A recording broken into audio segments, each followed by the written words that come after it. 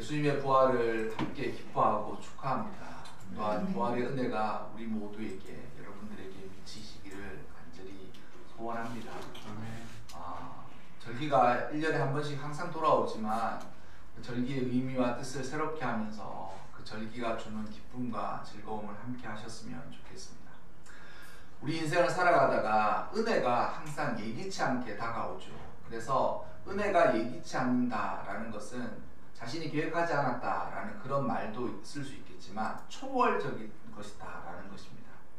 예수님의 부활이 다른 어떤 것보다도 가장 초월적이고도 놀라운 일이죠. 그래서 본문에 나와 있는 이 두 제자뿐만 아니라 모든 제자들, 그리고 예수님을 알고 있었던 사람들 역시 예수님의 부활이 초월적인 것이었습니다. 왜냐하면 예기치 않은 것이었기 때문에. 사람이 한 번 죽는 것이 정한 이치다라고 성경에 나와 있지만 죽음을 이기는 것 자체가 불가능한 일이거든요. 그런데 예수님께서 그 일을 행하셨을 때 모두 믿을 수가 없었죠. 그것이 사람의 어떤 지각, 지성, 사람의 어떤 인식의 한계이지 않겠습니까? 그 누가 죽음을 이겨내고 죽음을 뒤집어 볼 수 있는 능력이 그 누가 있었겠습니까? 그런데 아무도 그것을 예상할 수 없었지만 주님께서 그 일들을 예기치 않게 행하신 것이죠. 주님께서는 돌아가셨어요. 그러니까 제가 장례를 치를 때마다 탁 드는 생각이 죽음이 이렇게 엄격하구나 라는 그런 생각이, 살아있는 순간, 그러니까 숨이 붙어있는 그 순간까지는 살아있다는 것에 그래도 희망이 있는데 사람이 탁 숨이 이제 진짜 끊어지고 더 이상 사람이 손 쓸 수 있는 방법이 없는 그 죽음을 봤을 때 마치 느낌이 벽에 탁 부딪힌 것 같아요. 더 이상 우리는 이 벽에 넘어설 수도, 이 벽을 가로지를 수도, 이 벽을 무너뜨릴 수도 없는 그런 일이 우리에게 일어났구나. 거기서 아무리 울어봐도 사람이 다시 살아날 수도 없고, 장례를 치르면서 늘 제가 교육전사 때는 염도했거든요. 돌아가신 분, 저희 권사님이랑 여자 집사님들 또한 돌아가신 분들의 염도 교육전사 때 했어요.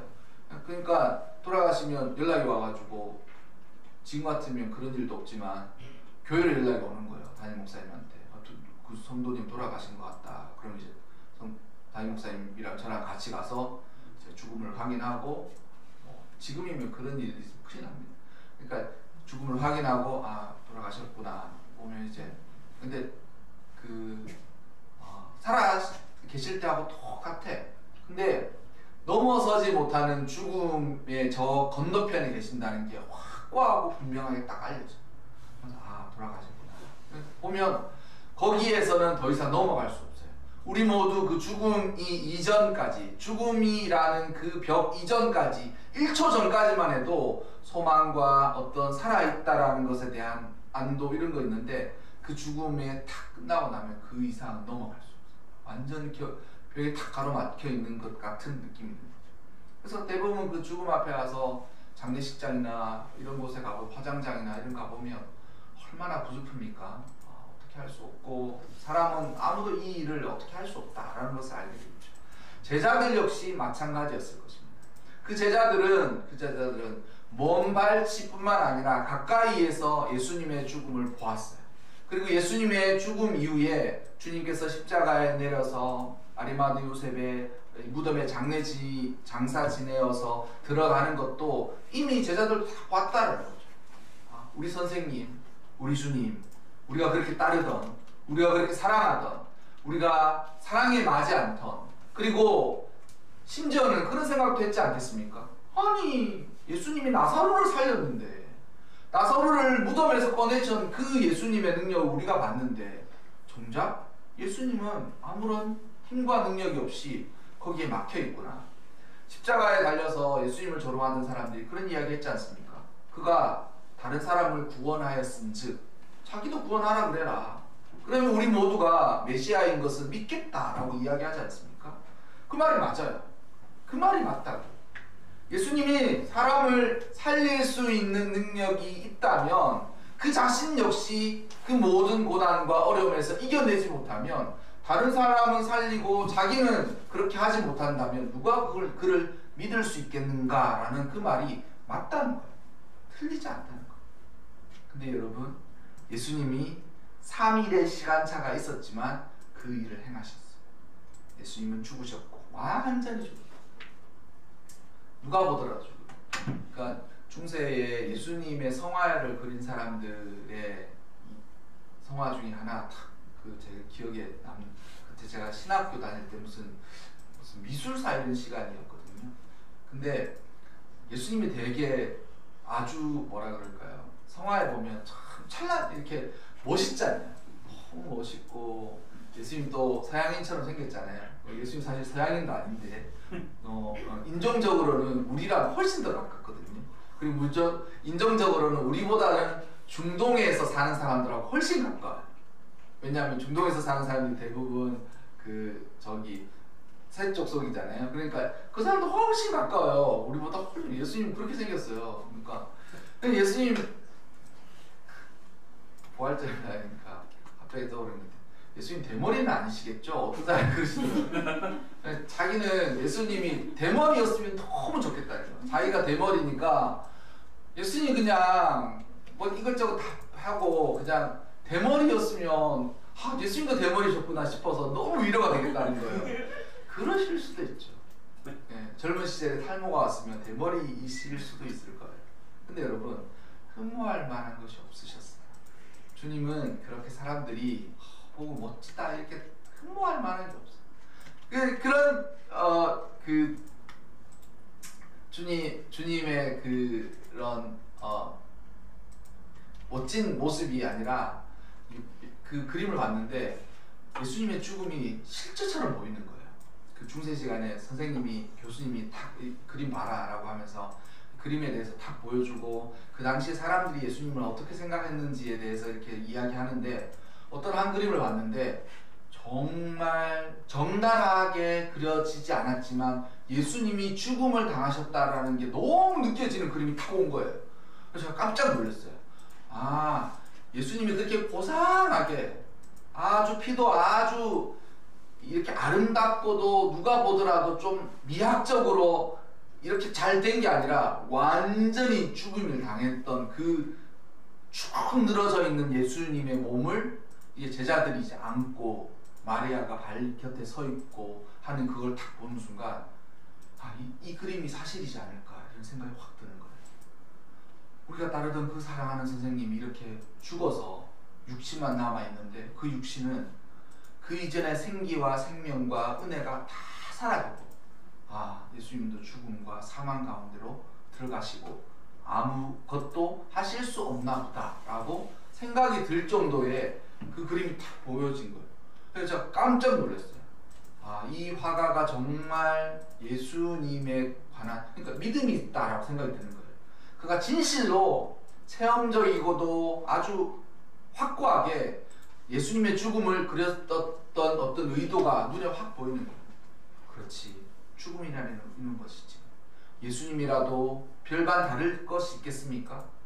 그의 육체는 쭉 늘어져 있고 얼굴은 창백하고 손과 발은 벌써 돌아가시고 몇 시간 지나면 손끝부터 시커멓게 되거든요. 시커멓게 되고 이 다리나 뼈들은 돌아가신 그 상태로 굳어 있고 자신이 어떻게 할 수 없는, 쭉 늘어져서 아무것도 할 수 없는 예수님을 딱 보면서 그랬구나.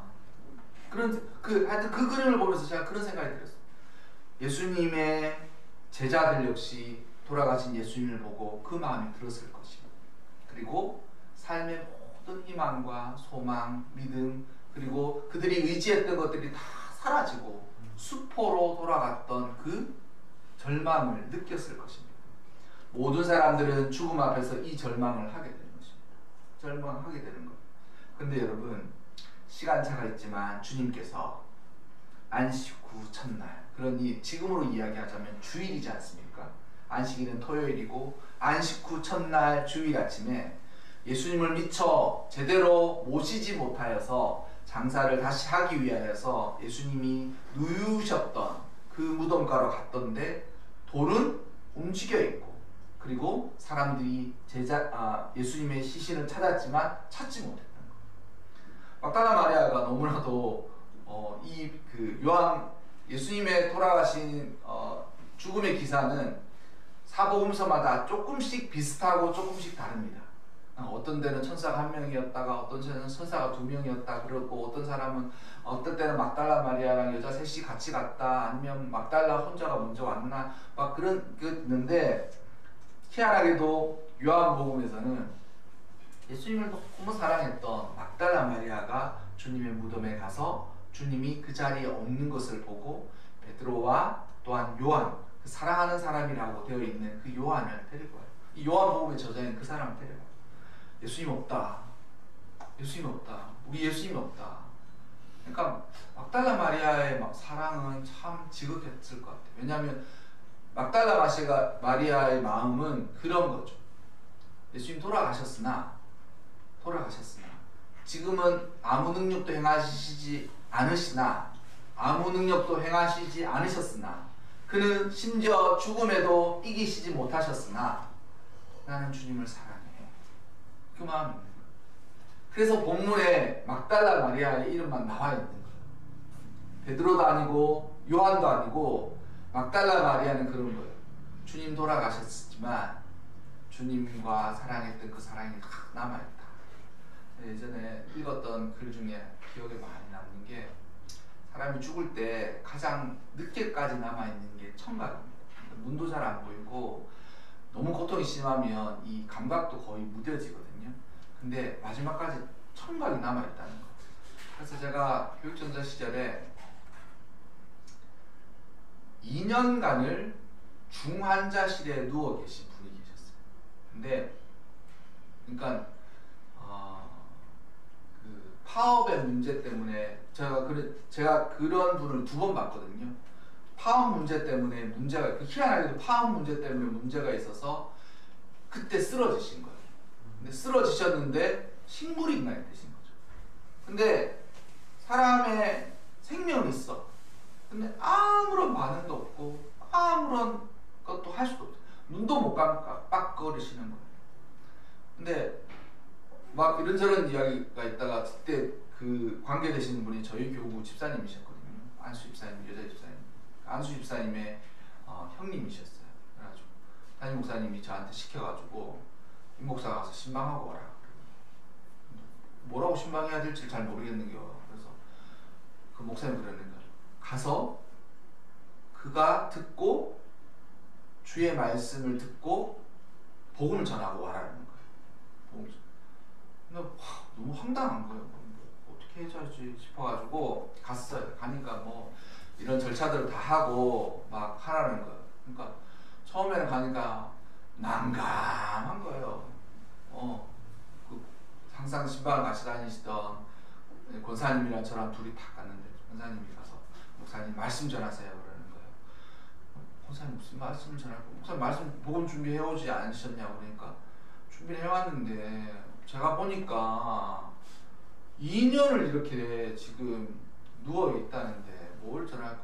아니에요 목사님. 그러니까 그 권사님이 그때 지혜롭게 저한테 들어요 그러는 거예요.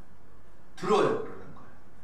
듣고 그가 어둠 속에 있지만 그 말씀이 들린다는 거예요. 저 진짜 들어요 그러는 거예요. 근데 그 말씀이 딱 맞다 싶더라고요. 그래가지고 딱 가서 뭐 사람 처음 만났을 때처럼 이야기했어요. 누구누구 성도님, 제가 사실은 성도님도 아니었어요. 누구누구 성도님의 남동생이 다니는 교회에 그 교회 교구 담당 목사입니다. 사실은 성도님에게 하나님 말씀 전하고 싶어서 왔다. 그리고 우리 모두가 성도님이 이렇게 몇 명만 누워있지만 기도하고 있다. 이렇게 잠깐 내 소개를 하고 제가 하나님의 말씀을 몇 구절을 읽어드리고 그리고 기도하고 가겠습니다. 그리고 돌아가실 때까지 제가 몇 번도 오겠습니다. 그러니 어둠 속에 계시더라도 주의 말씀을 들었으면 좋겠습니다. 라고 하면서 그때부터 소망을 가지고 계셨어요. 근데 희한하게 됐지 않습니까? 그렇게 신방을 1번, 2번, 3번 하고 나서 갑자기 전화가 왔어요. 상태가 너무 안 좋다는 거예요. 그래가지고 그때 또 담임 목사님이 가까이 안 계셨어요. 그러니까 전화가 와가지고 이 목사 지금 당장 가라. 당장 가서 찬송가를 부르고 그거 하라는 거예요. 그래가지고 가가지고 찬송가를 부르고 기도를 해드렸어. 근데 상태가 좋은 거예요 이게. 그래가지고 이게 그게 아닌가 싶어가지고 머리를 끌적이고 돌아갔어. 1시간 만에 돌아갔어. 1시간 만에. 그래서 제가 그때 그 일을 경험으로 아, 그 사람이 죽을 때까지 듣는다는 그 말이 맞구나라는 생각이 드는 거예요. 그래서 이 말을 왜 드리냐면 세상에 모든 게 다 사라지고 예수님이 돌아가셨을지라도 막달라 마리아의 마음 안에 그 마음이 있는 거예요. 그 마음이 어떤 마음이냐? 여전히 주님을 사랑해요. 그래서 예전에 한번 읽었던 글에도 그렇게 나와 있어요. 그 저의 경험과 더불어서 남편이 다 죽는데 그 아내가 남편이 귀에다 대고 그렇게 얘기하더라고요. 여보 너무 고마워. 어떻게 우리 아이들의 아빠가 되어주고 내 남편으로 살아줘서 너무 고마워. 그렇게 그 어떤 의사가 썼던 글에 그렇게 나와 있는 거예요. 근데 그게 사실이야. 그러니까 막다라의 마리아의 마음이 예수님 너무 사랑해요. 사랑이 변치 않고 예수님 지금 안 계시지만 예수님이 계셨을 때 그 사랑이 자기 마음 안에 영원히 있는 거예요. 영원히. 제가 지난 해 부활절 설교가 어떤 설교였냐면 그거였어요. 누가 부활하신 주님을 만나는가. 막달라 마리아 같은 사람이 만나지 않겠습니까? 이렇게 이야기했거든요. 이 마음이 있는 거예요. 막달라 마리아는 그 마음을 가지고 주님은 돌아가셨지만 주님과 했던 그 사랑이 추억으로 남아서 마치 함께 살았던 남편이 죽었을 때 아내가 너무 고마워. 우리 아이들 아빠로 내 남편으로 살아줘서 너무 고마워. 사랑해. 이렇게 하더래요. 그 마음이 있는 거예요. 이성적으로 사랑한다는 마음이 아니라 그 마음이 변치 않는 그 마음이 있는 거예요. 여러분 사실 까놓고 이야기해서 그게 사랑이지 않습니까? 제자들이 예수님 죽고 나서 어떻게 했습니까? 끝났다. 우리가 믿었던 그 예수님이 죽고 우리는 이제 끝났다. 그런데 막다른 마리아가 다른 거예요.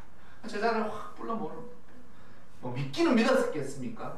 일 났다고 하니까 베드로하고 이 사람들이 따라갔겠지만 예수님이 부활하셨다라는 그 사실도 믿을 수 없을 뿐만 아니라 뭐 착오가 없겠지. 그래서 갔잖아.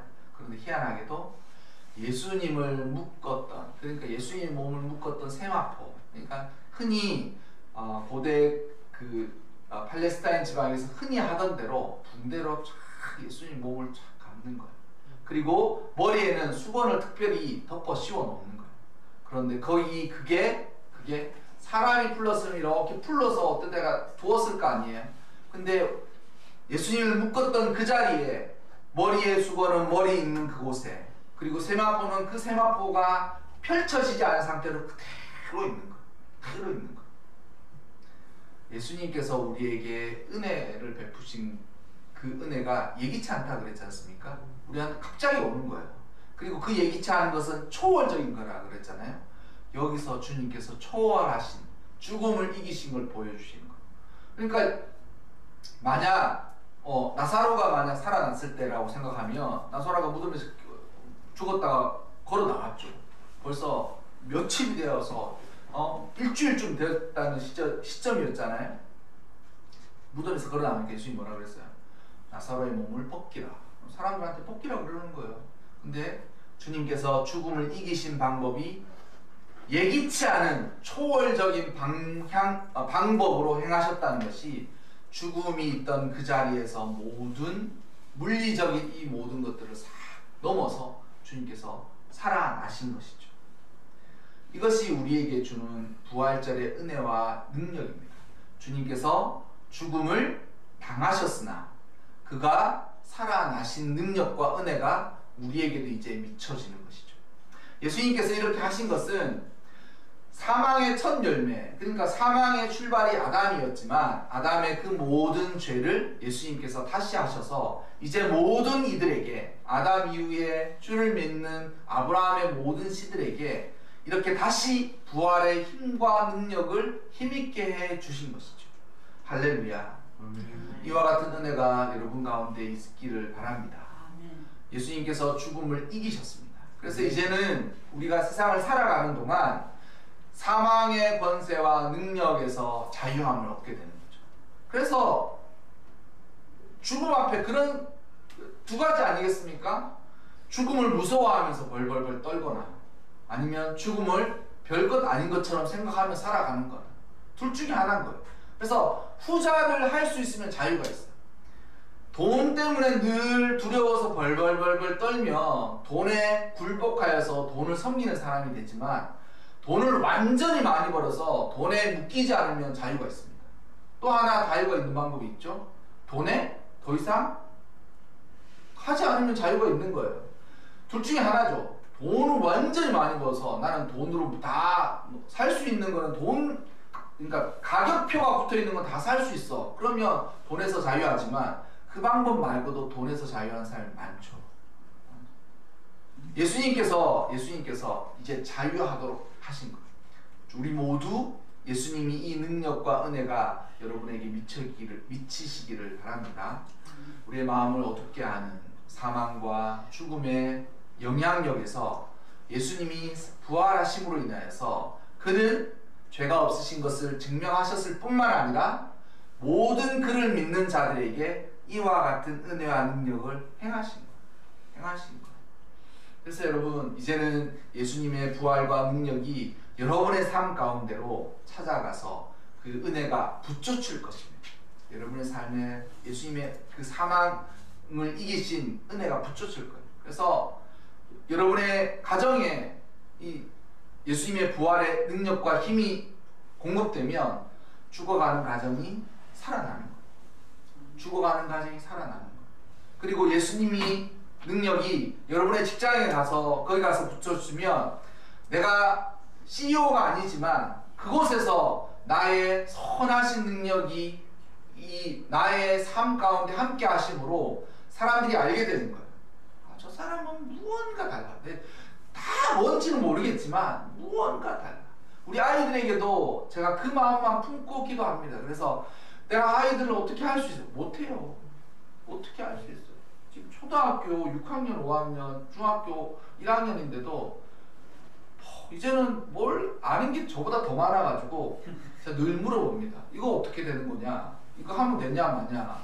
너무 잘 알아요. 그리고 뭐 속도도 빠르니까 금방 찾아가지고 찾아봤는데 그게 맞다. 그게 아니다. 그럼 저 듣고 평가만 하면 돼요. 이거 하면 되겠다. 저거 하면 돼. 그건 안 돼. 늦어. 초등학교 6학년, 5학년, 중학교 1학년인데 나보다 훨씬 빠르고 지혜롭지는 않겠지만 인생을 살아본 경륜은 없겠지만 뭐 그렇게 하니까 문제는 어떻게 할 수가 없다는 거예요. 어떻게 할 수가 없어요. 그러니까 이제 더 이제 좀 더 들면 이제 여자친구들도 다 데리고 오겠죠, 그죠? 여자친구들 데려와서 목사님 뭐 밥을 사주세요, 뭐 여자친구 어때요, 막 그럼 뭐 말할 수 있겠습니까? 예쁘다, 정말 좋은 사람 만났구나. 아빠는 뭐 하시니? 무슨 회사 사장이래요. 그러면 야, 너는 아무것도 없으니까 사장 딸이랑 결혼해가면 인생이 고달프지 않겠니? 막 그런 애가 심심하게 상상을 하는 거예요. 근데 왜 이런 얘기를 하냐면 하나님의 은혜가 아이들을 따르기를 원하고 소망하고 믿고 그 기도만 하는 거예요. 주님이 부활하신 그 능력이 저의 삶 가운데 미쳐서 죽음으로 빠져들어가지 않고 죽음에서도 삶과 희망과 부활의 권능을 행하셨으니 그 은혜가 우리의 가정, 우리의 공동체, 또 우리의 자녀에게도 하나님께서 하나님 그것들이 따를 거라고 믿고 살아가는 거예요. 그래서 내가 부활의 권능을 힘입으며 죽어가는 나의 영혼이 샘솟듯 하는 생명의 능력과 은혜를 경험하는 것이고, 나의 직장이 내가 있는 그곳에서 내가 그 하나님의 생명의 능력을 행하면서 살아가는 것이고, 우리 아이들의 삶 가운데서도 그 죽어가는 모든 것을 죽이는 사망의 그 영향력 아래서 하나님의 선하신 은혜와 능력으로 샘솟듯 하는 새 생명의 은혜를 힘입어 살아가리라고 믿습니다. 그것이 주님께서 부활하셔서 우리에게 베푸신 은혜. 그래서 죽지 않는다. 사람들이 항상 너 죽을래? 나는 죽음을 겁내지 않아. 난 항상 담대하지. 우리 주님이 죽음을 이기셨으니 네가 나를 죽인다고 웃기시네. 네. 나는 주님을 의지하고 가지. 그렇게 하는 거예요. 여러분, 주님이 그가 누우셨던 곳을 보라. 그가 그곳에 죽임을 당하시고 누우셨으나 부활하셨다. 이것을 믿고 그 부활의 은혜와 능력으로 살아가는 모든 여러분들이 되시기를, 또한 그 은혜가 여러분 삶 가운데 있으시기를 부활의 아침에 여러분들에게 축원하고 축복해 드립니다.